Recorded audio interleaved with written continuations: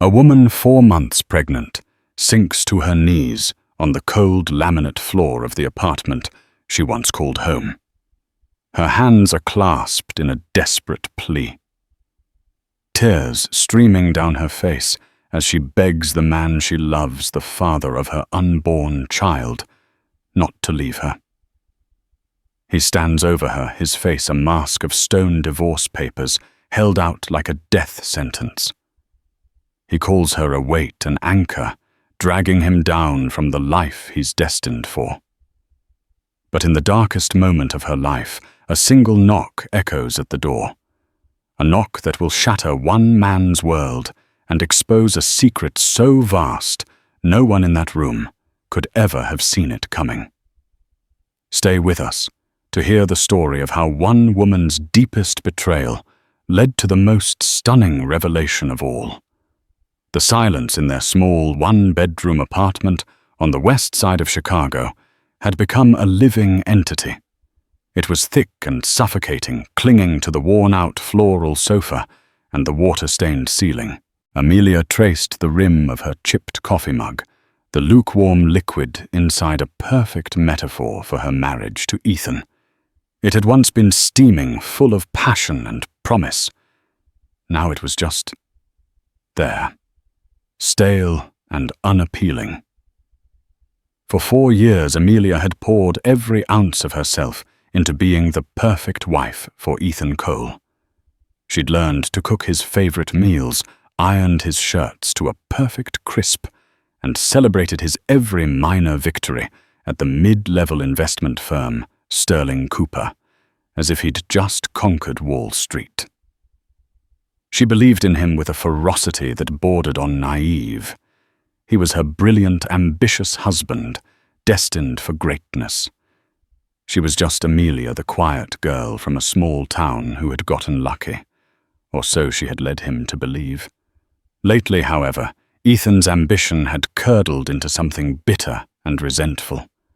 He came home later, his excuses for networking dinners becoming more frequent and less detailed.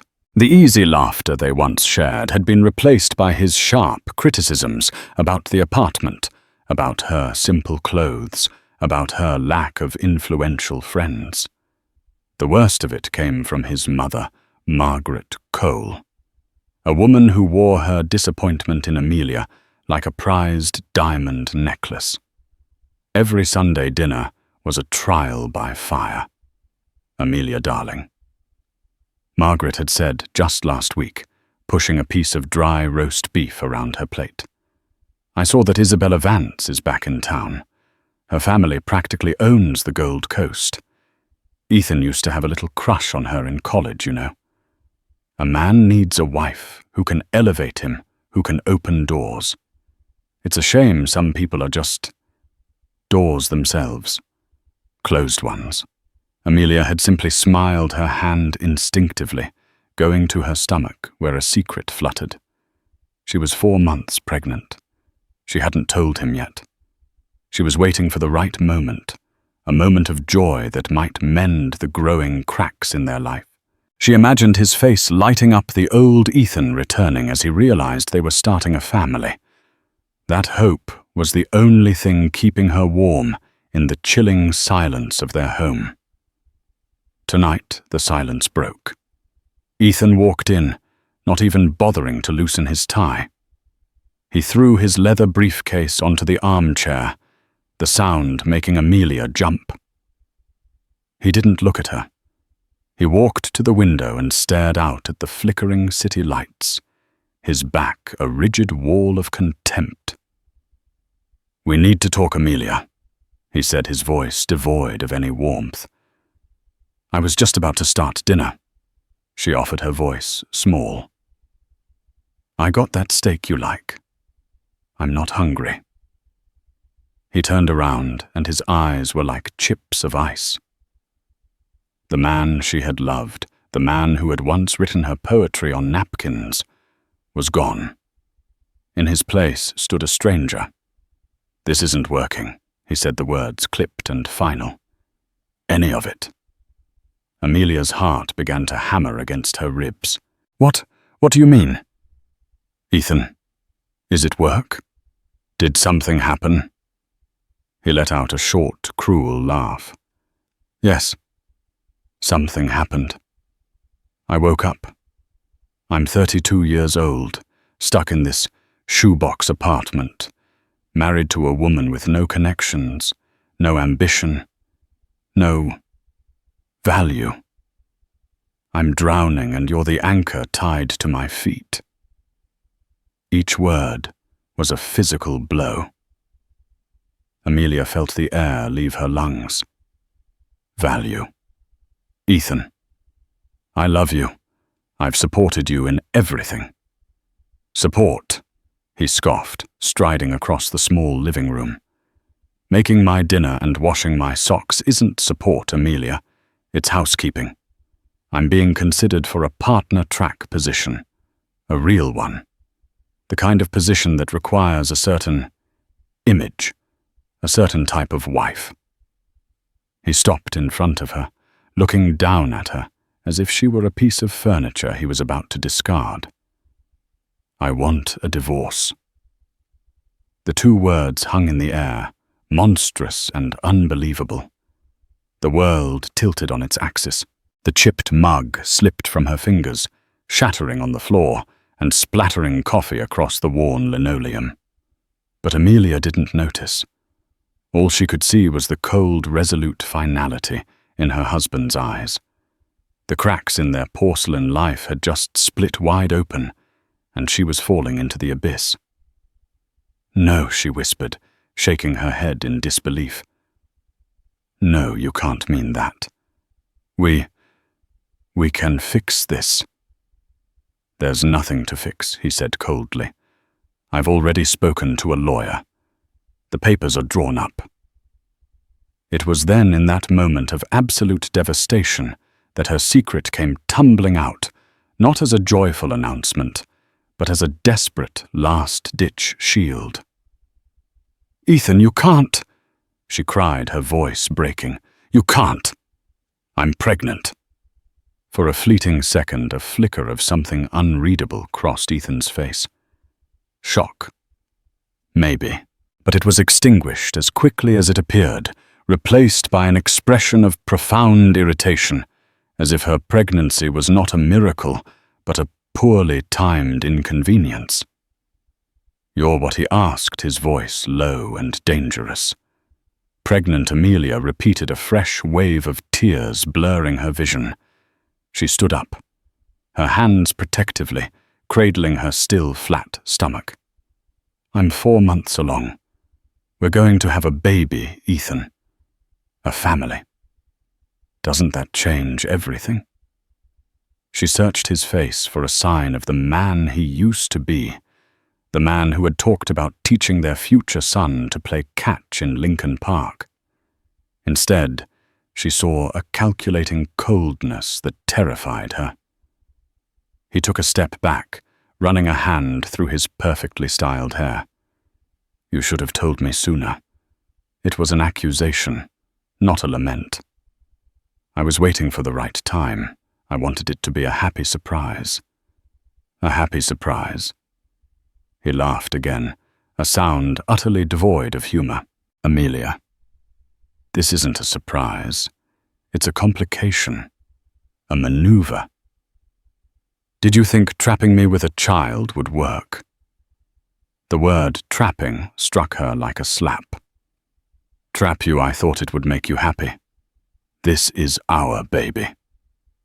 No, he said, pointing a finger at her. It's your problem now. He turned away, pacing like a caged animal. This changes nothing. In fact, it makes it more urgent. I need to be free of this mess before my career really takes off. The cruelty was breathtaking. Amelia felt a dizzying sense of unreality. This couldn't be the same man who'd held her and whispered promises under the stars on their honeymoon in Tuscany. That man was a ghost, and this stranger wore his face. So that's it, she choked out. You're just going to abandon us. Your child. I'll pay child support, he said dismissively, as if discussing a utility bill. Whatever the state mandates, a clean break is better for everyone. You can go back to wherever it is you came from. Some quaint little town in the middle of nowhere, right? You'll be fine. The condescension in his voice was the final straw. The part of her that had been desperately clinging to hope finally shattered. She saw him clearly now, not as her husband, but as a man whose ambition had consumed his soul. Over the next week, the apartment became a war zone. Ethan moved into the spare room, which was barely a closet, and their interactions were clipped and hostile. He spoke to her only to demand when she would be signing the papers he'd had couriered over.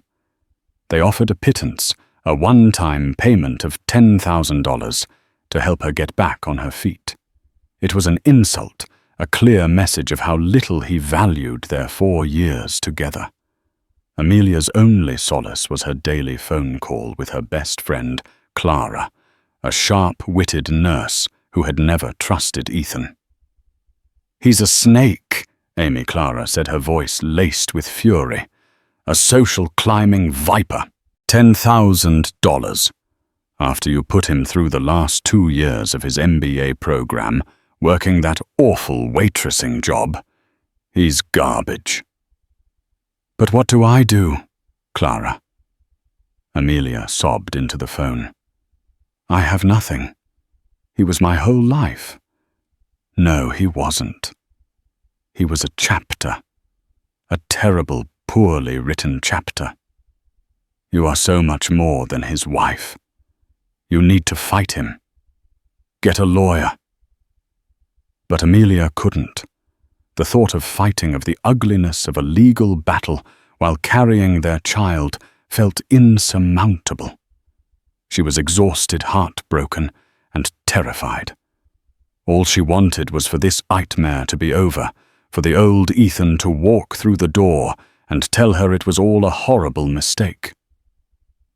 The final devastating blow came on a rainy Tuesday.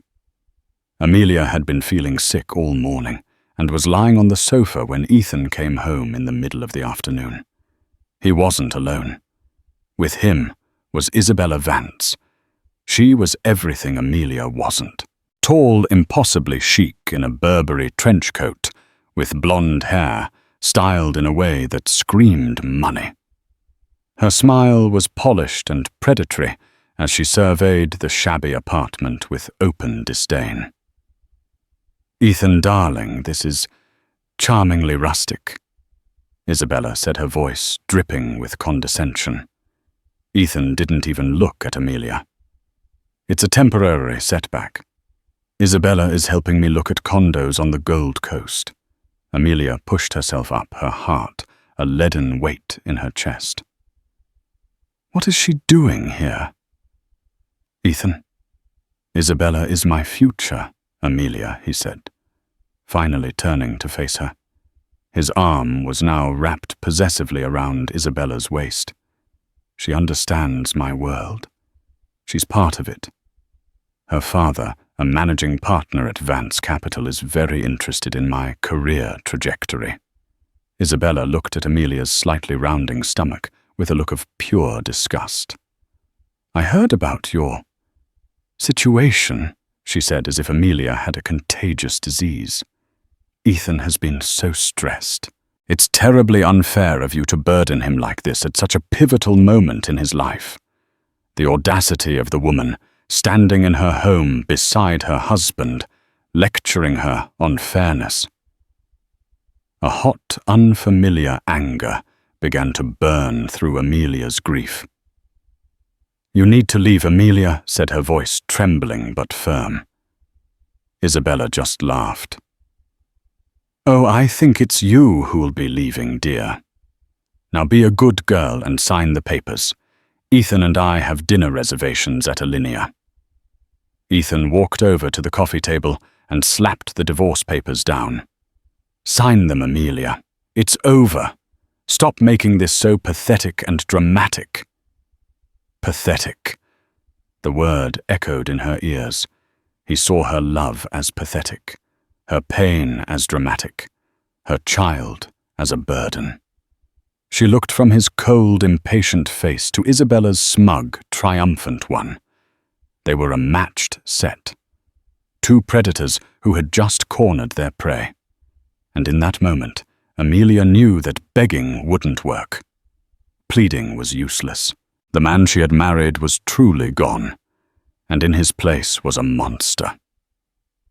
The rain outside lashed against the windows, a furious, weeping sky that mirrored the storm inside Amelia's heart. Isabella and Ethan stood there, an unholy alliance of privilege and cruelty waiting for her surrender. The sight of them together in her home, discussing their future while systematically dismantling hers, was a unique form of torture. "Just sign it. Amelia." Ethan repeated his voice, tight with annoyance. He tapped his expensive watch. "We're going to be late." Amelia's gaze fell to the papers on the table. Dissolution of marriage. Ethan Cole and Amelia Cole. The words were so clinical, so sterile, for something that felt like an amputation of the soul. Beside it lay a pen, sleek and silver, an instrument of execution. She sank to her knees. It wasn't a calculated move. It was a complete collapse of her spirit. Her legs simply gave out, unable to support the weight of her grief and despair. The worn carpet scratched against her knees. She looked up at Ethan, her vision swimming with tears, the last vestiges of her pride crumbling away. "Please," she whispered, the sound raw and broken. "Please, Ethan, don't do this. Think about the baby. Our baby. How can you look at me, at our life together, and just throw it away for her?" Her head gestured weakly toward Isabella, who was now examining her manicure with an air of supreme boredom. Ethan's face hardened into a mask of disgust. "Get up, Amelia. You're embarrassing yourself." "I don't care about embarrassing myself," she cried, her voice rising with hysteria. "I care about my family. The one you're destroying. I gave up everything for you, for us." "And what was that exactly?" Isabella interjected, her voice like ice chips. "This dreary little apartment. A future of clipping coupons. Ethan is destined for more. He needs a partner, not a charity case." The venom in Isabella's words was potent, but it was Ethan's silence, his tacit agreement, that wounded Amelia most deeply. He didn't defend her. He didn't defend their history. He just stood there, letting this other woman eviscerate the life they had built. "Margaret is coming over as well," Ethan added, as if dropping another bomb would somehow expedite the process.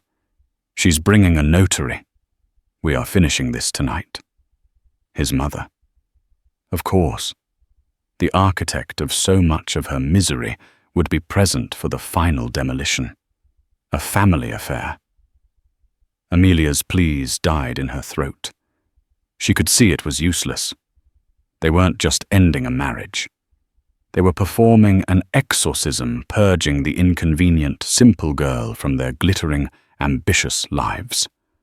She was at her lowest point, on her knees, pregnant alone and being treated as less than human. A profound and chilling emptiness settled over her. This was rock bottom. It was cold and dark, and there was nowhere else to fall. A key turned in the lock, and Margaret Cole swept in, shaking a ridiculously expensive-looking umbrella onto the welcome mat. She was followed by a nervous-looking man in a rumpled suit clutching a briefcase. The notary. Well. Margaret said, her eyes taking in the scene with theatrical satisfaction. Amelia on the floor. Ethan and Isabella standing over her like victors. "It seems we're at the finale. Amelia, for heaven's sake, get off the floor. You're making a scene." Amelia didn't move. She couldn't. She was paralyzed by the sheer consolidated cruelty of the three people in front of her. "Let's get this over with," Ethan said impatiently, picking up the pen and holding it out to Amelia. "Sign. Now." The notary cleared his throat. "Ma'am, you'll need to sign on the designated line. I can witness—" Amelia stared at the pen. It was the same one she'd given Ethan for their second anniversary. An elegant Waterman pen. He'd said he would use it to sign the most important deals of his life. And here it was. Something inside her, a tiny flickering ember that had been all but extinguished, suddenly glowed with a spark of defiance. It wasn't a roaring flame of anger yet, but a quiet, firm refusal to be utterly annihilated. She had begged. She had pleaded. She had offered her heart, and they had stomped on it with designer shoes. She would not, she decided, give them the satisfaction of signing her own execution order while they watched. Slowly, shakily, she pushed herself to her feet. Her hands were still trembling, but her gaze was steady as she looked at Ethan. "No," she said. The word was quiet, but it resonated in the silent room with the force of a shout. Ethan's jaw tightened. "What did you say I said no? I will not sign these papers tonight. Not like this." Margaret scoffed. "Oh, don't be ridiculous, child. What difference will a day make? You're just delaying the inevitable." Maybe Amelia said, her voice gaining a sliver of strength she didn't know she possessed. "But I will not be bullied into signing away my life by the three of you in my own home. You will all have to leave." Isabella laughed out loud. "How quaint. She's developed a spine." "A little too late, wouldn't you say?" "Darling," she purred at Ethan. "This is still my name on the lease," Amelia. Ethan threatened, taking a menacing step closer. "My home. You will sign, or I swear I will make your life a living hell. You will walk away with nothing but the clothes on your back." The threat hung in the air. The notary shuffled his feet nervously. Margaret looked on with a smug smile, confident in her son's power. Amelia felt the terror coiling in her gut again. He could do it. He would. He had no conscience left. She was trapped, utterly and completely trapped. The brief spark of defiance guttered, and the cold de force washed over her once more. She reached a trembling hand toward the pen, her will finally broken. And then a knock echoed at the door. It wasn't a polite tap. It was a loud, authoritative, three-part rap that commanded attention. Everyone froze. They weren't expecting anyone else. "Who the hell is that?" Ethan snapped, annoyed by the interruption. He stomped over to the door and yanked it open. Standing in the hallway was a man who seemed to take up all the available space.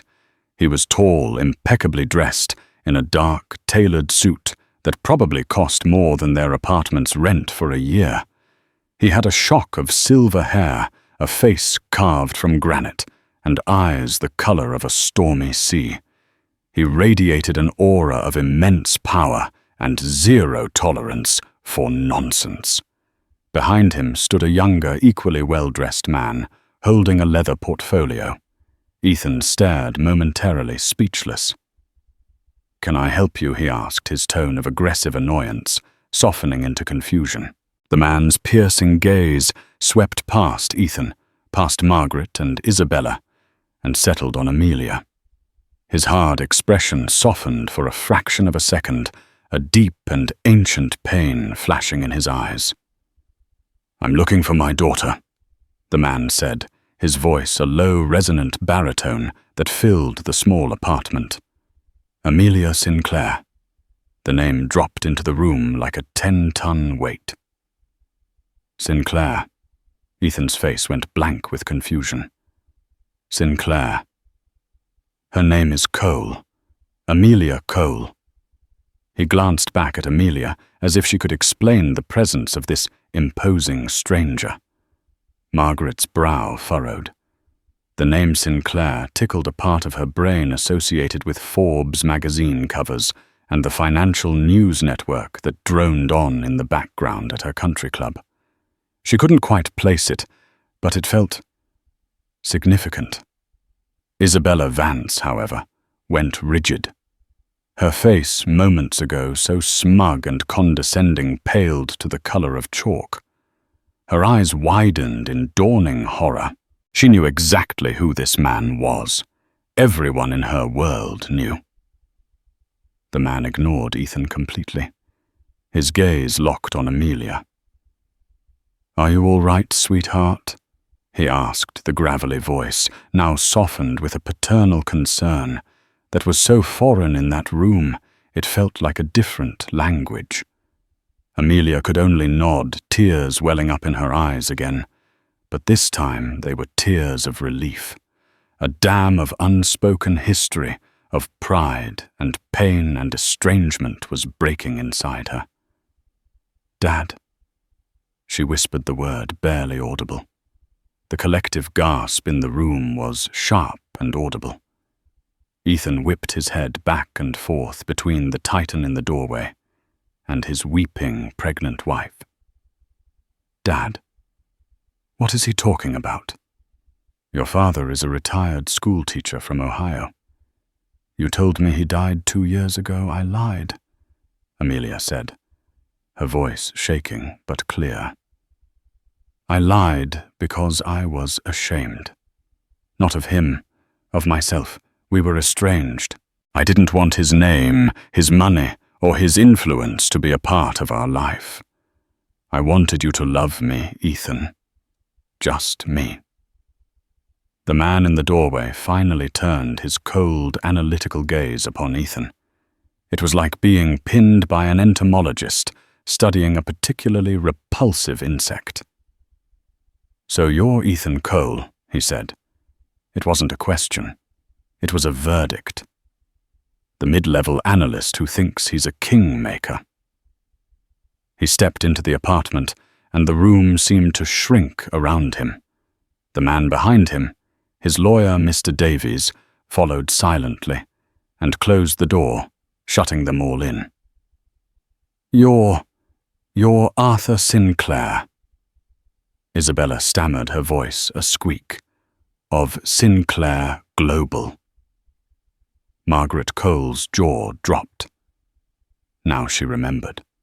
Arthur Sinclair, the legendary reclusive billionaire, a ruthless titan of industry who had built a global empire from nothing.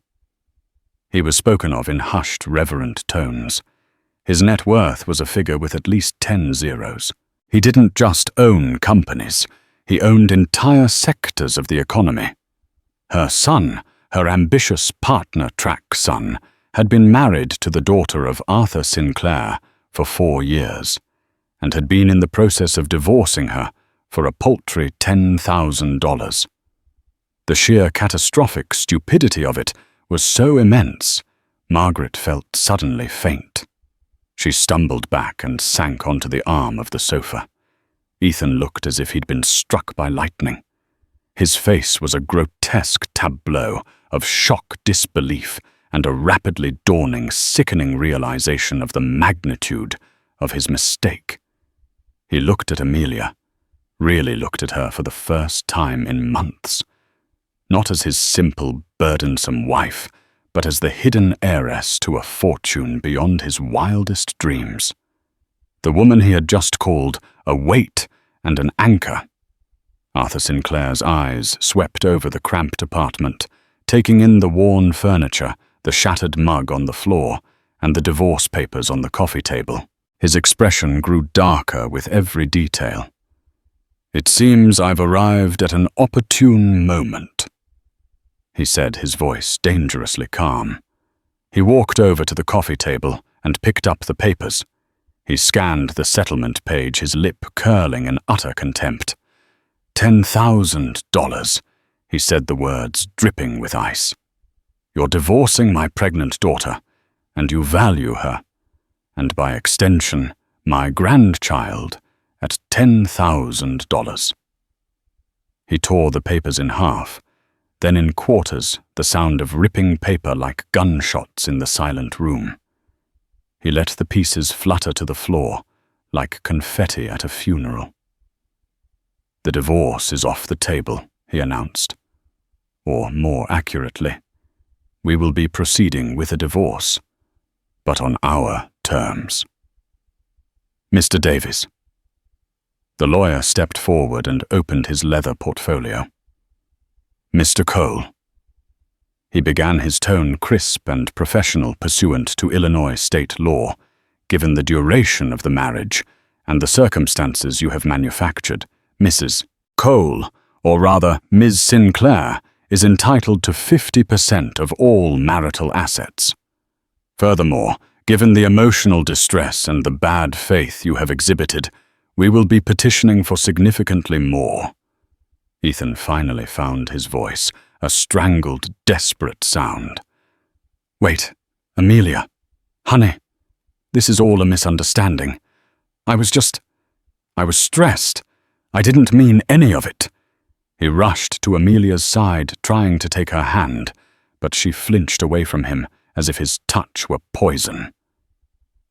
Don't you dare touch her, Arthur. Sinclair snarled, taking a protective step in front of Amelia.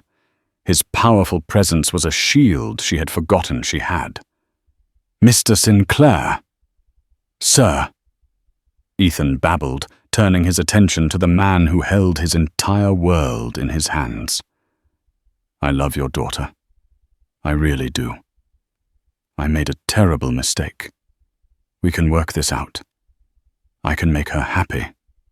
Arthur Sinclair looked at Ethan with an expression of such profound loathing, it seemed to suck the warmth from the room. You had 4 years to make her happy, he said quietly. Instead, you broke her heart. You stood by while your mother and this socialite.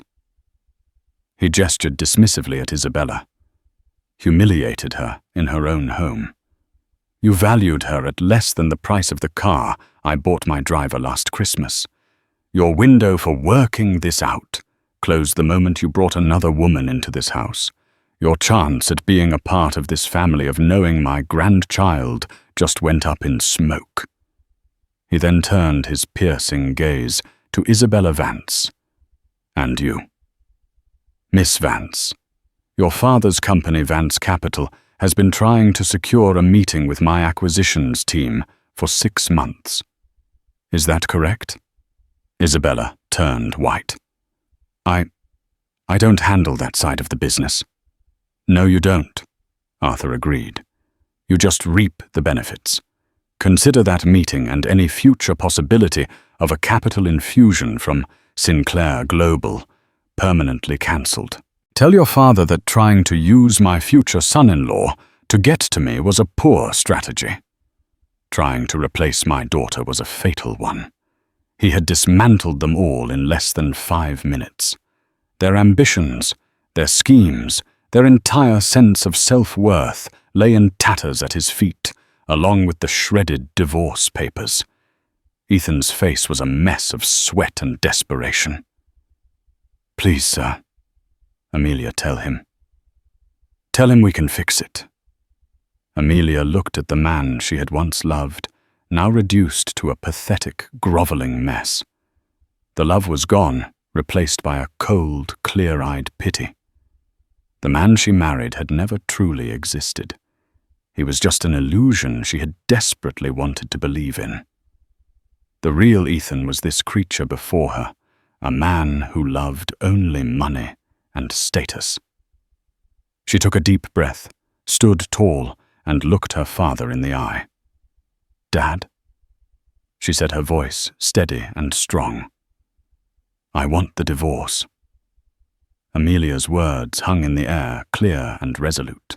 The declaration coming from the woman who had been on her knees begging just 10 minutes earlier was the final definitive shift in the room's power dynamic.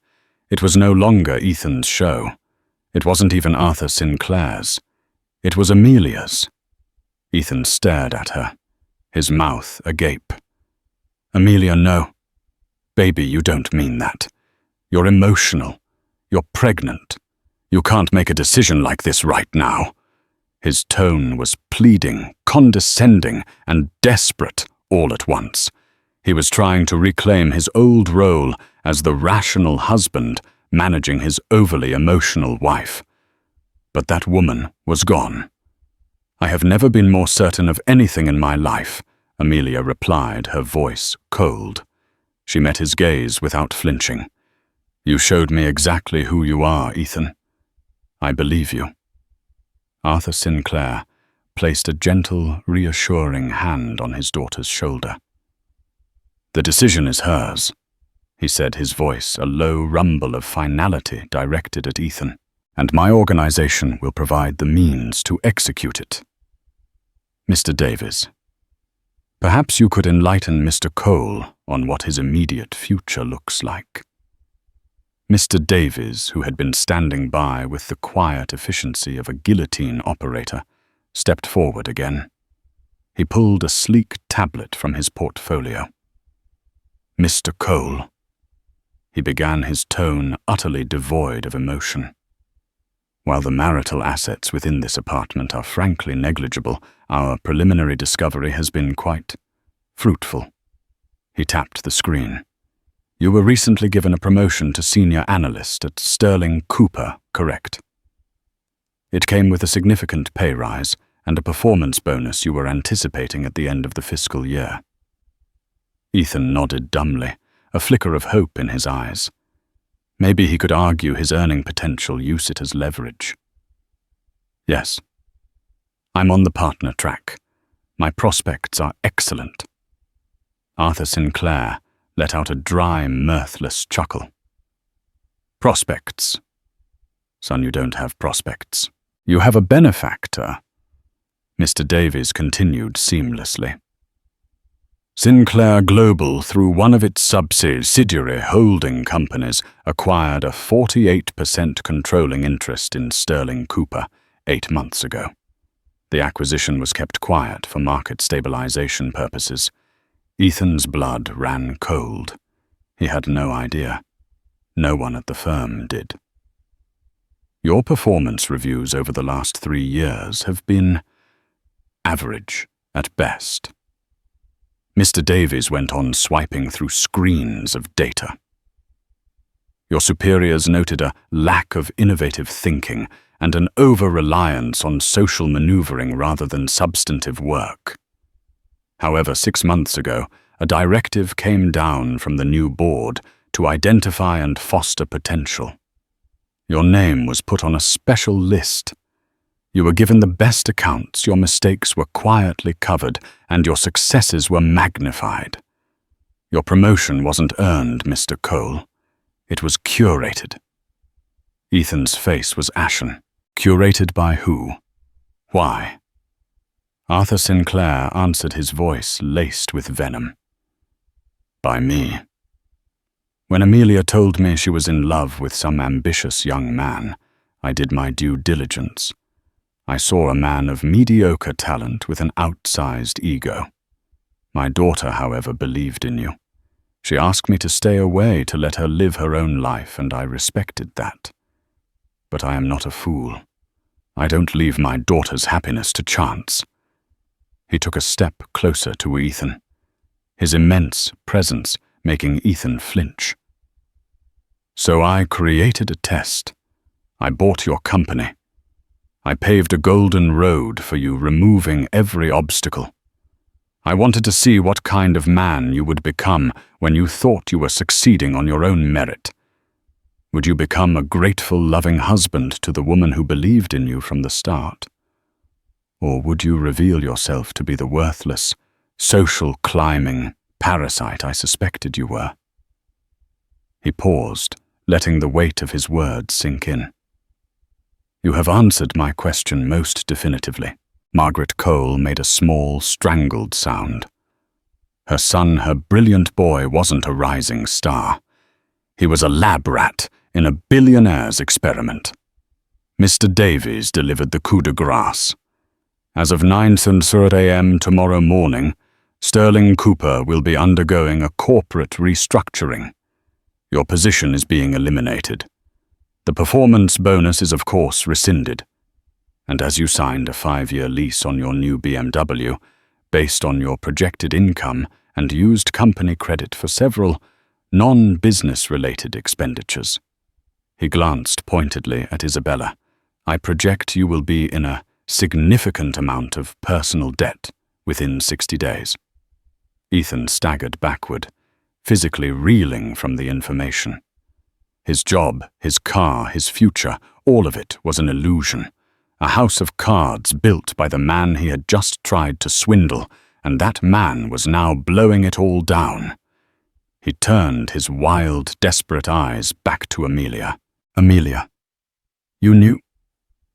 Was this all some kind of sick game to you? No, Amelia said, shaking her head. The genuine pain in her voice cut through the tension. I had no idea about any of this. I thought your success was real, and I was so proud of you. Her voice broke on the last few words, the ghost of her love, still a tender wound. That more than anything seemed to finally break Ethan. The knowledge that she had genuinely loved him, had genuinely believed in his sham success, and he had thrown it all away. Arthur Sinclair wasn't finished. He turned to the notary, who was trying to merge with the wallpaper. You can go. Your services will not be required. The man practically sprinted out of the door. Then he faced Margaret. Madam, he said, his voice dangerously low, I have transcripts of every single Sunday dinner for the past 2 years. My daughter thought she was just venting to her best friend, Clara. But Clara is a very loyal friend. She recorded it all. The insults, the condescension, the constant undermining of my daughter's worth. A good lawyer could frame that as a campaign of intentional infliction of emotional distress. Margaret's carefully constructed composure shattered. She stared at him speechless with terror. Get out of my daughter's home, Arthur commanded. Margaret didn't need to be told twice.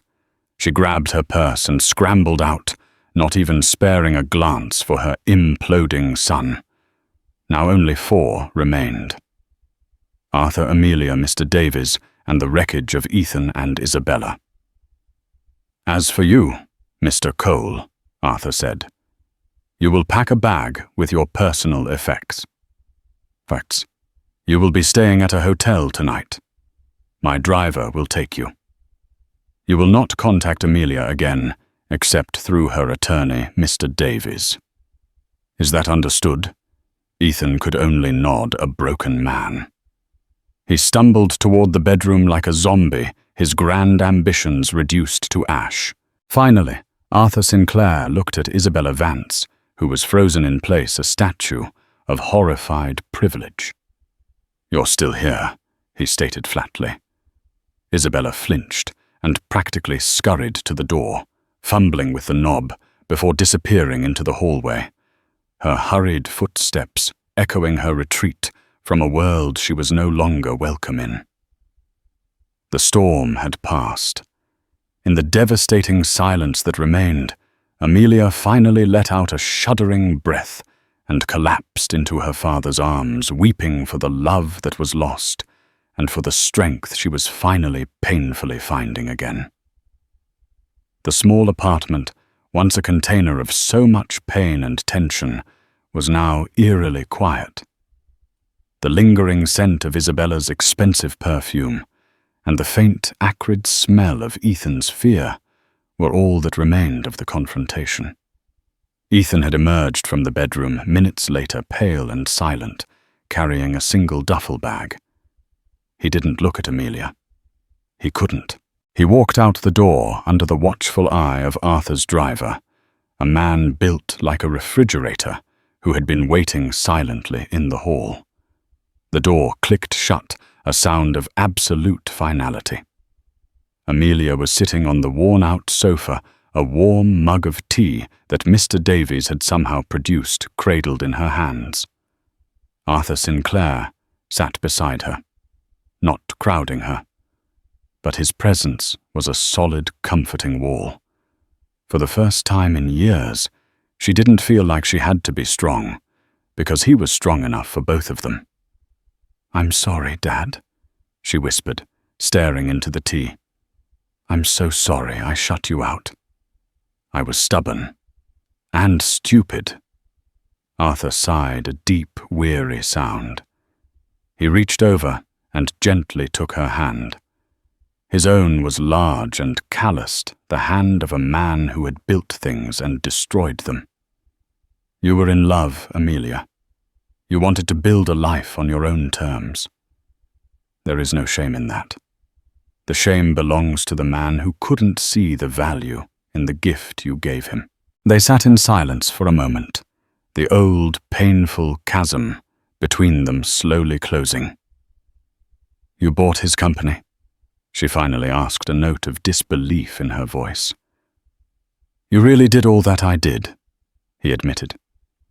"When you cut off the trust fund you were supposed to receive on your 25th birthday, you told me you never wanted a dime of my money to influence your life. I honored that. But I have an entire corporate intelligence division at my disposal.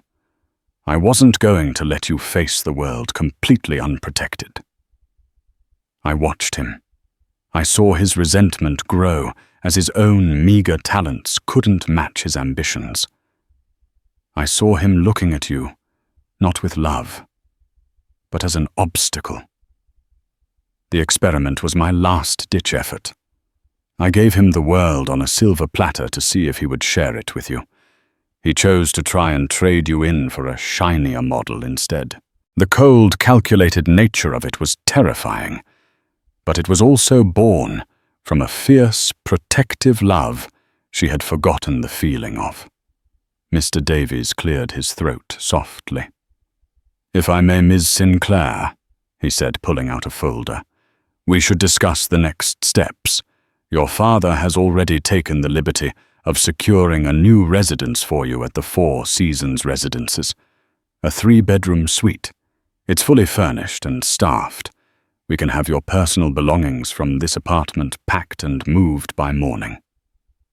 Amelia looked around the shabby apartment. It had been her home, the place she'd poured her love and hope into. Now it just felt like a cage she had been freed from. "Okay," she said quietly. Furthermore, Mr. Davies continued. "We will be filing the divorce papers tomorrow. We will be petitioning for the full 50% of all assets accrued during the marriage, which ironically, thanks to your father's intervention, includes a portfolio of stocks granted to Ethan upon his promotion. They are currently valued at approximately $1.2 million. Amelia's jaw dropped. "He doesn't know about them yet," Arthur added with a grim smile. "They were scheduled to be transferred to his personal account next Monday, a little bonus for his hard work. Now they're a marital asset. Your half will be a nice start for you and the baby." The sheer strategic brilliance was staggering. Ethan had been playing checkers while her father was playing multi-dimensional chess across continents. "We will also establish a trust for the child," Mr. Davies said, "and we will be filing for sole legal and physical custody, citing Mr. Cole's emotional abandonment and moral turpitude. We will not be seeking child support. We will in fact be including a restraining order, preventing him from coming within 500 feet of you or the child." "He won't fight it," Arthur said confidently. "By the time Mr. Davies is done with him, Ethan Cole will be so buried in debt and legal trouble, he will sign anything we put in front of him just to make it all go away. He will vanish from your life, Amelia. I promise you that. It was everything she should have wanted. A clean break. Financial security. Justice. But looking at her father, at the ruthless efficiency of his power, she understood for the first time why she had run from it all those years ago. It was overwhelming. "Dad," she said, her voice small. "Thank you. But I need to do this my way, too. I don't want to be a passenger in my own life anymore. I need to be the one driving." Arthur looked at her, his stormy eyes searching her face. He saw not the broken girl on the floor, but a woman forged in betrayal, now tempered with a new hard-won strength.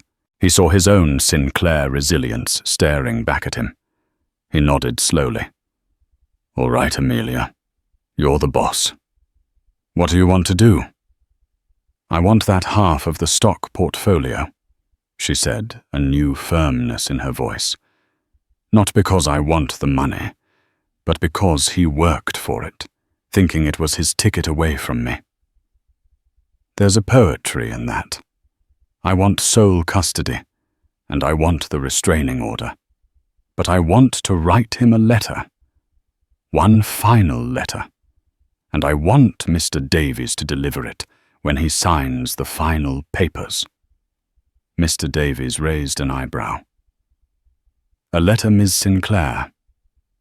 "Yes," she said. "Some things can't be said by lawyers. Some things you have to say for yourself." Arthur Sinclair looked at his daughter, and a rare, genuine smile touched his lips. "Whatever you want, sweetheart," he said. "Consider it done."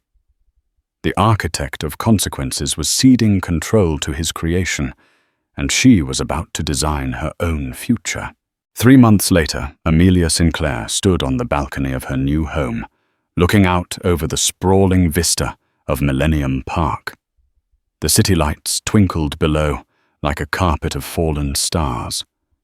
A gentle breeze rustled the leaves of the potted hydrangeas that lined the terrace. It was a world away from the cramped, stifling apartment with the water-stained ceiling. Her pregnancy was more pronounced now, a gentle, swelling curve that she cradled with a sense of peaceful ownership. This child was hers, her future, her strength. The past few months had been a whirlwind of transformation. She had moved into the suite at the Four Seasons, a place of quiet luxury and impeccable service. She'd had her first meeting with the board of the charitable foundation her mother had started before she passed away, a foundation Amelia had never felt qualified to be a part of. She found to her surprise that she had ideas. Good ones.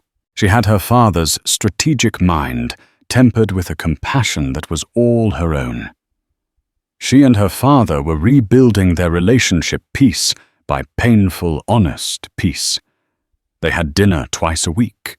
They talked about her mother. They talked about the years of silence. He was learning to be a father, not just a protector.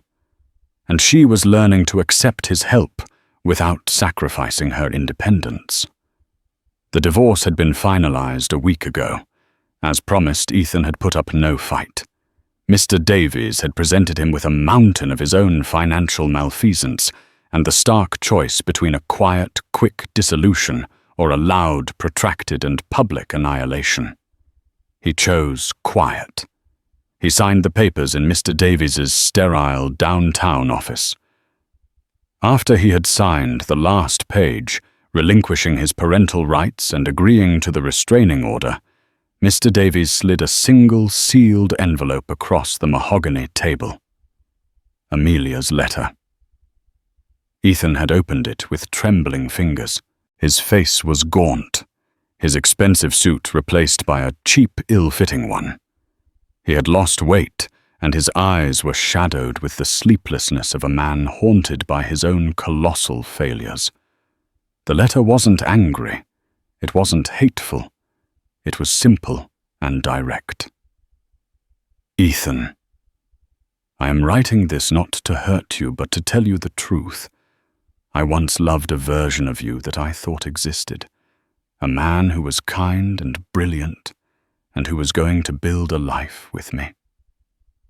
I see now that the man I loved was a reflection of my own hope, not a reflection of you. You didn't just break my heart.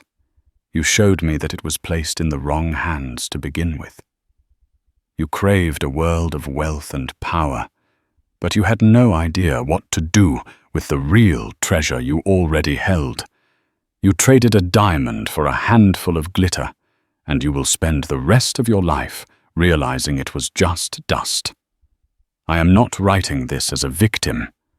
I am writing this as the mother of a child you will never know. A child who will be raised with love, integrity, and the understanding that a person's worth is not measured by their connections or their bank account, but by the content of their character. By that measure, you are the poorest man I have ever known. I forgive you. Not for you, but for me. I release the anger and the pain, and I am letting you go completely. I wish you nothing, because you have become nothing to me. Amelia. According to Mr. Davies, Ethan had read the letter, folded it carefully, and walked out of the office without a word. He had been rendered irrelevant, a footnote in her story. Isabella Vance had moved on her family's company, eventually absorbed by a competitor for pennies on the dollar after Sinclair Global blacklisted them. She and Ethan were just two ghosts haunting the memory of a life that never was. Amelia took a deep breath of the cool night air. She wasn't that begging broken woman on the floor anymore. The betrayal that was meant to destroy her had in fact been her salvation. It had forced her to her knees, but it had also forced her to look up to call for help and to finally stand on her own 2 feet. Her father came out onto the balcony, holding 2 glasses of sparkling cider. He handed one to her, and they clinked them together gently. To new beginnings, Arthur said, his voice soft. To new beginnings, Amelia agreed, a genuine smile gracing her lips. She wasn't just Amelia Cole, the discarded wife. She wasn't just Amelia Sinclair, the billionaire's daughter. She was Amelia, a mother-to-be, a philanthropist, a survivor. And for the first time in a very long time, she felt completely, unshakably whole. The view from up here was breathtaking, and she knew with every fiber of her being that this was just the beginning. Amelia's story is a powerful reminder that our lowest moments do not have to define us. The betrayal that brought her to her knees was the very thing that reconnected her with her family, and most importantly, with her own incredible strength. She transformed from a woman who felt she had no value into a woman who understood her immense worth had nothing to do with money or a man. Her journey teaches us that sometimes the most painful endings are just doorways to beautiful new beginnings, and true power lies in choosing to stand up not for revenge, but for yourself and the future you deserve. Have you or someone you know ever faced a betrayal that ultimately made you stronger? What does it mean to truly know your own worth? Share your thoughts and stories in the comments below.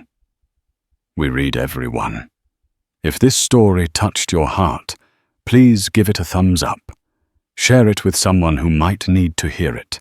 And don't forget to subscribe to our channel for more real-life stories that will inspire and move you. Thank you for listening.